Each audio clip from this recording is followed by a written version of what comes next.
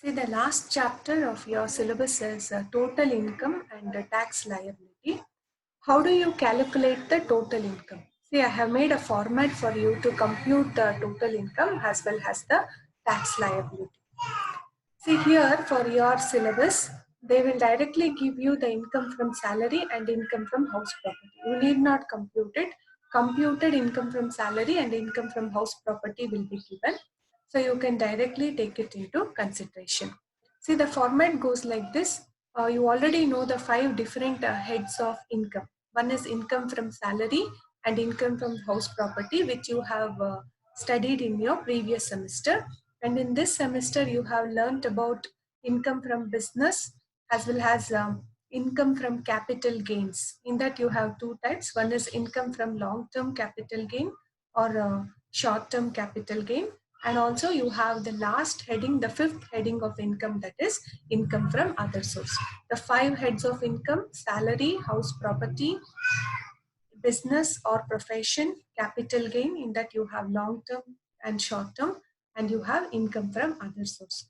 So here the total income, when you want to compute the total income, you have to add all the five heads of income: income from salary, income from house property, income from business, income from capital gain, and income from other source. So when you make the addition of all the five heads of income, what we call it as a gross total income, from that, you have to make certain deductions. So in your fourth chapter, I have explained you about deductions under section 80C to 80U. So where all the deductions is possible, and so which all deductions are you can claim and you can reduce your tax amount. So that deductions we have discussed in the previous chapter. Now in this format, whatever you have learned for the deductions, the eligible deductions has to be reduced, and from your gross total income, after you reduce all the deductions, whatever you get is the total taxable income.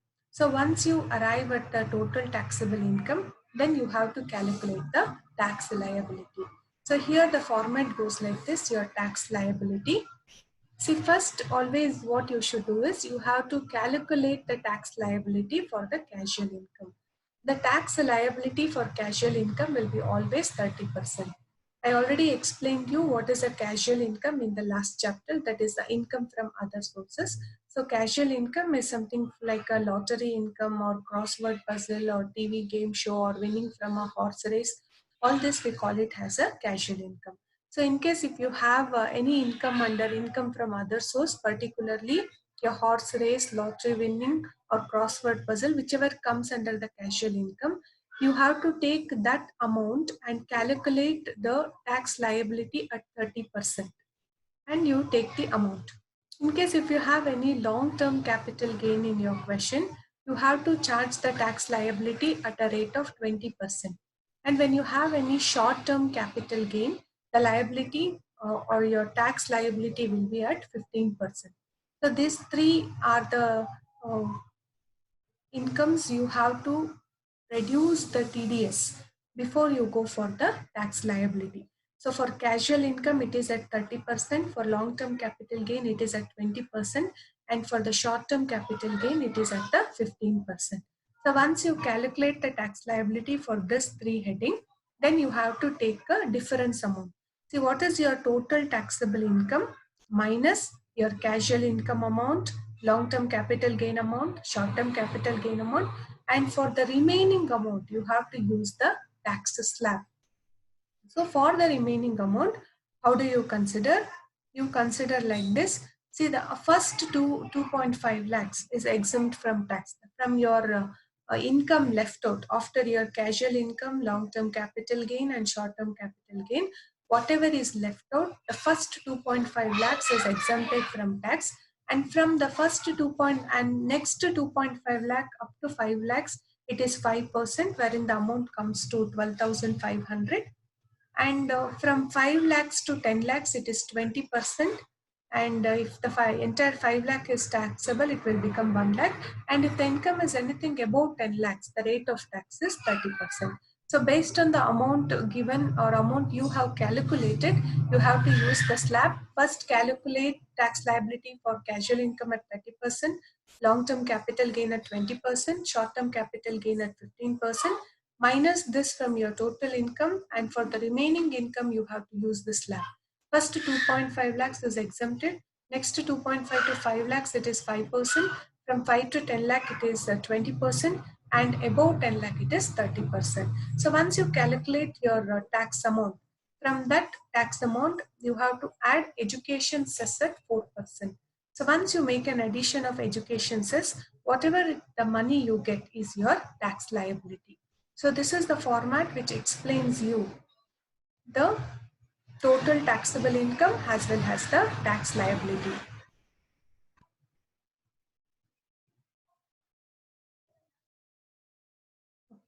We'll consider one simple problem which has adjustments which includes all heads of income. So let me explain this problem to you. Mr. A submits the following information: income from salary. First heading of income, they have already given it is computed. So you can directly take the amount in the outer column. Income from salary computed 10,50,000. Income from house property also computed 2,50,000. Here in this problem, income from business or profession is not given. In case if it is given, you make that as a third heading. If it is not given, you can ignore it. And next, interest on bank deposits. See, any income that does not fall under the first four headings will become the income from other source. In this question, they have not mentioned anything about capital gains or income from business. So we'll directly go to the last heading, that is income from other source. So interest on bank deposit is an income from other source. So we will take the amount in the outer column. And winning from horse race is also income from other source, and it is a casual income. See, whenever they give the term net, I have explained you in the previous chapter also, income from other source. Whenever they give the amount as net, net means after TDS, but we don't want the amount after TDS, we want the amount before TDS. So when net is given, how can you make it before TDS? By grossing up. How do you gross up? You can gross up by using the formula amount divided by 100 minus TDS multiplied with 100. Here it is 70,000 divided by 100 minus TDS. TDS for casual income is 30%. So 100 minus 30, that is 70. 70,000 divided by 70 into 100. So the gross amount of winning from horse race is 1 lakh. So you have a life insurance premium paid. It is a deduction under section 80C. Contribution to PPF, deduction under section 80C. Rent paid towards a residential house you have. This is again, you will claim the deduction under 80GG.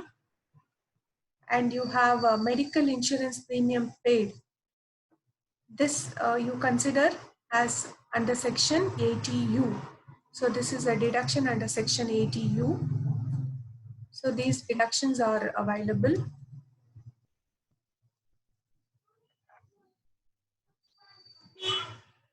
So now income from salary, income from house property, income from other source. So by adding all this, we get a gross total income.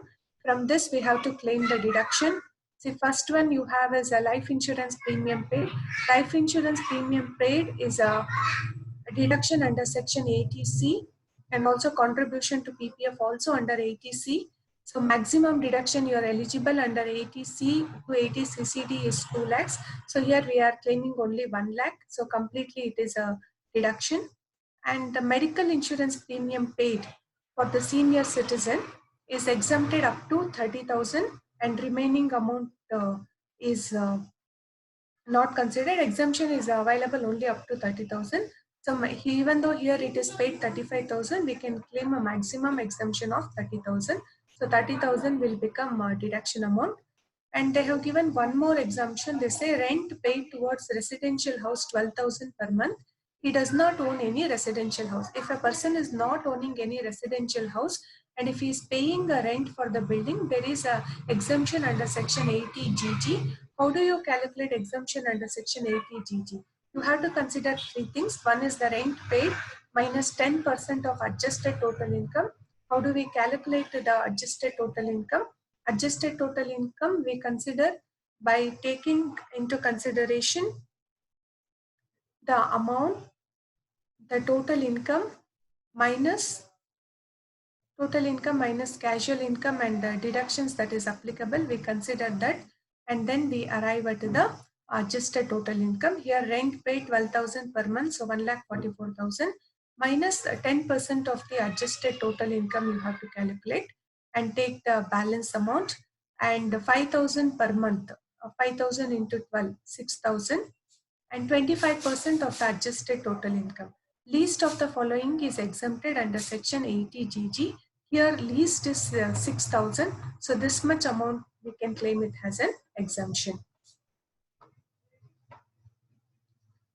So we have taken life insurance premium under section 80C deduction, contribution to PPF 80C deduction, and rent paid 80GG deduction, medical insurance premium paid 80D deduction. So from our gross total income, after making all probable deductions, whatever we get is our total taxable income. From this total taxable income, we have to calculate our tax liability. First, let us see the casual income. It is at 30%. The long-term and the short-term capital gains are not given. Only this amount. So total income is 11,79,000. For casual income, already we have deducted the TDS. So for the remaining income, this tax slab will be applicable. For first 2.5 lakhs, it is nil. Then from 2.5 lakhs to 5 lakhs, it is 5%. And 5 to 10 lakh, it is 20%, and anything above 10 lakh, here it is 10 lakh 79,000. So for the difference of 79,000, it is at 30%. So this is the total taxable income. From this amount, we have to calculate 4% towards education cess. So the total gives you the tax liability.